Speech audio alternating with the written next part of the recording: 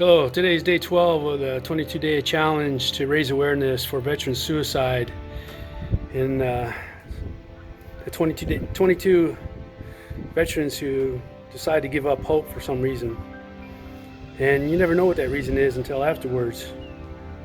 A lot of old guys, Vietnam guys, they go to VA, they don't get the help they need, medications or appointments or whatever.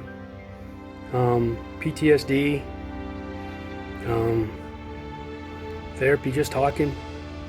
Like I said before, when you get your DD-214, you don't get your VA card, and you don't know really what the VA has until it's too late most of the time. Even trying to get in appointments, I tried to get into acupuncture therapy, and I had to have my doctor give him a referral, and then go there and be able to do that. And I'm 30%, should be more, but to do that, just to get acupuncture, and they have therapy there too. You can just go in and talk with a group that they have it like once a week or something. You don't find out about these things until later. And 30%, I'm able to do that at the VA. Again, though, I didn't know that, and still I put in that request and still hasn't gone through yet. So tells you how sometimes you have to wait a long time for things to get done, which is unfortunate. It's a good thing I got friends around that I can talk to and stuff like that. But see, I'm at a good place right now where I can sit there and talk and everything be all right, and if things good, bad, I'm able to get through it.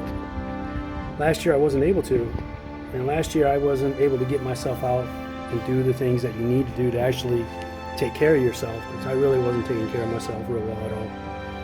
And I think a lot of people, when you see problems, you're scared to interject, or you want to help, and you call, and you send messages, and you think that'll help. And it might, but then again, sometimes you need a push. And I always say the best example I got is when you're either jumping out of a helicopter or an airplane, and I'm afraid of heights. And everybody from 23rd Veteran knows that.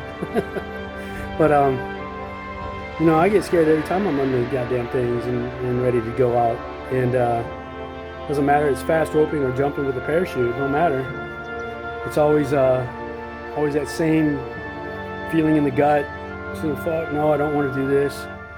One time I did Australian rappel out of the helicopter, and I told the sergeant who was in control of, putting me in, and I said, dude, I can't do it, man. Just push me the fuck out. And he did. And sometimes you need that push. And I can't express that enough, is that, that's what I mean by getting down in the hole and helping somebody up. And maybe you have to be that stepping part, put your foot on my leg and I'll lift you up, and you start climbing out. And hopefully there's somebody up top to help you pull up.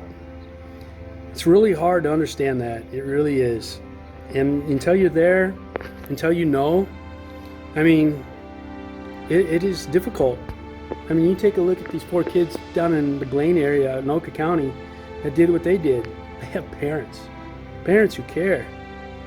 And somehow, they couldn't get, parents couldn't get down in that hole. They couldn't see the signs. They couldn't do the things that they needed to do. And the kids couldn't tell them what they needed or what they wanted. And either it was because of feeling ashamed, broken, no hope. And people don't want to express that. People don't want to admit that they feel that way, because that means you're a failure. That's what it means. That's why I say the suicide hotline, it's a great little thing to call and ask for help. But who's going to admit that they need help?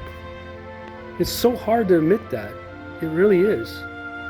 It's hard to say that you feel like shit and you feel like a scumbag, and what they're saying to you, it just hurts, and you start actually believing it, that you're no good, and you're not worthy. You can't have this job that of helping kids. It's just, everything you did was wrong. Then you have people, you go and tell the truth exactly what happens, like in my suicide letter. And what I have is I got people jumping on the negative, where you don't look at all the positive things. And then, yeah, I admit tackling that kid was bad, but it was a joke, and I didn't hurt him. I held his weight to the ground. But I have a buddy down in Florida I went to college with. He wants to jump all over me on that and just keep pushing that little button. You know, that's how things get bad. You keep pushing that fucking button, and somebody's gonna get down and upset. And there's two ways it can go about it. There really is. And I tried to explain this to Sheller on Facebook, and then she dropped me because she couldn't. She had that closed mind, not open to views and differences and seeing what the reality is instead of what you're only thinking is as what's true. The truth is this: is that when you keep pressing those buttons, make somebody feel so bad, there's only two ways they're going to do it. It's like backing them into a wall. It's like a rabid animal or a person who's against 5 people and has to fight their way out. They're either going to want to do one thing. There's two things. Two things they're going to do, and this is it. The one thing they're going to do is they're going to cower down, crunch into a ball, and take every hit they get, and they could die. And I think that's what I did with Woodcrest at the school.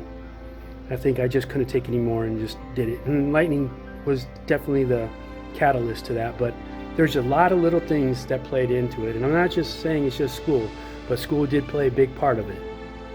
Big part. But it wasn't all. But I want to say the other event was what the school was worried about.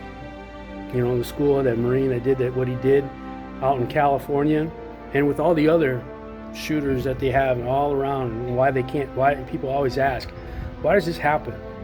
Why does this happen? Why do people keep doing it? And I'm going to explain to you why. Because they see no other way. They feel like they're getting attacked, and whatever it is, they believe it. I mean, you know, if you want to feel like it's, you know, if you keep blaming white supremacists, like right now it's tons of, everybody all hate white supremacists and all that, and racists and all this crap, you know? And the thing is, you keep feeling like you're attacked. And why are you attacking?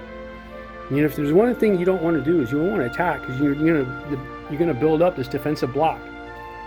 You know, you want to take a look at differences. Yeah, you got a lot of black power, you got a lot of Asian power, you got a lot of Latino power, and you got white power too.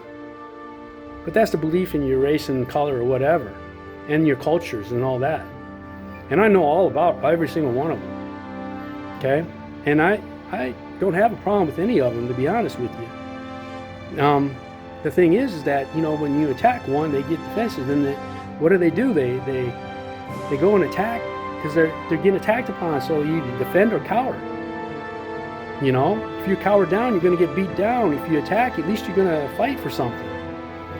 And what you see right now with all these protests and all that, you see people fighting for something that they believe is an injustice from a long time ago, which is no lie. There's injustices there. There's definitely is. But you don't need to attack whites for it. You attack the laws and the procedures, what needs to be changed. You want to defund the police, go right ahead. You're going to make it worse. You want to change? Well, sign up and take the job. You know, sign up, take the job. But do you have the balls to do that? Because that takes a lot of effort. More than school, I can tell you that much. And me, we are so worried about this and that we couldn't even do our jobs right sometimes. They don't want to address the problem. They want to side skirt the issue. And we don't help the kids by doing that. Side skirt the issue, not treating the problem. Instead of defending it and then letting it get by, till someone else gets a hold of it and has to try to deal with it. So what I'm saying is this: the two issues that people do when they keep push and keep pressing that button, keep wanting to aggravate that stuff, is that one, they're going to cower. Two, they're going to attack. All these shooters, because they can't feel like they can't fight anymore, they attack. They want to get even. They want to do this, that, the other. And that's not right at all. All this loot and all this stuff, that's all that's been. That's all that's been. Stealing and looting, it's all, I want to get back, I want to get mine. Oh, George Floyd, Same stuff as shooting, they're just killing themselves. You know, in a different manner. You know, it's sad, but it's true. And you want to sit there and argue with me, you can go right ahead. But you're talking to a man that went through hell last year, who was told he was this type of person. He knew he wasn't, but it hurt so bad because I am a Marine. And I do have the ability to think on the attack side. And, you know, the thing is that you know, it, you know, you could say one way or another, you know. Of course I have the ability. I'm a Marine. I know how to do tactics and all this, that, the other. Doesn't matter. But the thing is, I didn't want to do that. It wasn't me. It's my school, my kids, my staff. They're all friends of mine. But you know, friendship, you find out, like you said, you know, people always find out when things get really bad and who's really your friend and who's not. There's all the people that left on Facebook, you know, they left once I shot myself. They're like, oh, he shot himself. Oh, I can't do this. Yeah, it doesn't matter.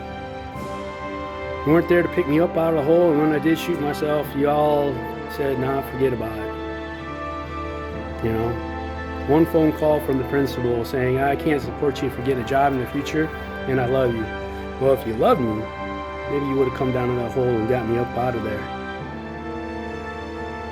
So, I know I said a lot. I'm going to do the 22 right now because the sun's getting down. I just got done hiking with my pack. About to do some laps here real quick before it all goes down. And trying to get in shape. Thanks to COVID, I gained a little weight. So, to the 22 I go.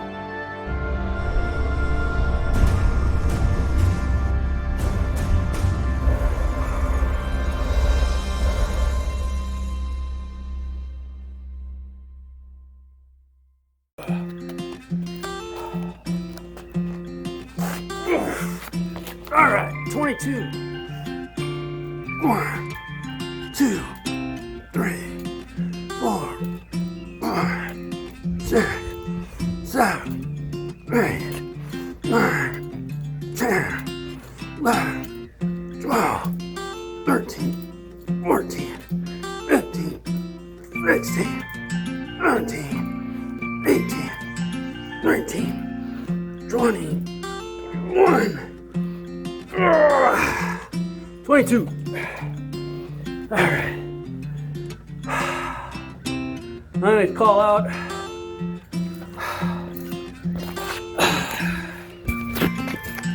All right, I'm gonna call out today.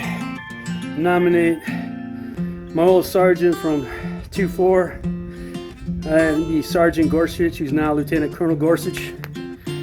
Buddy, get your 22.